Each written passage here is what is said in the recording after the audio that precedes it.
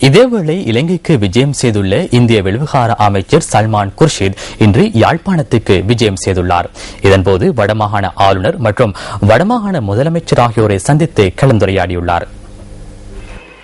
இதேவேளை யாழ்ப்பாணத்திற்கு விஜயம் செய்துள்ள இந்திய வெளிவிவகார அமைச்சர் வடமாகாண ஆளுநர் மேஜர் ஜெனரல் GA சந்திரசிறியை சந்தித்து கலந்துரையாடியுள்ளார். இந்த சந்திப்பு வடமாகாண ஆளுநர் செயலகத்தில் இன்று பிற்பகல் இடம்பெற்றது.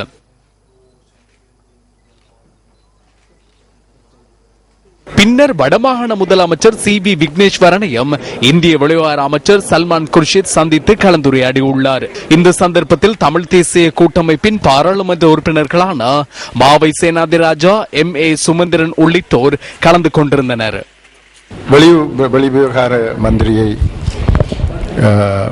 கண்டு ஒரு சுமூகமான ஒரு பேச்சை கருத்து பரிமாற்றல்கள் நடந்தன.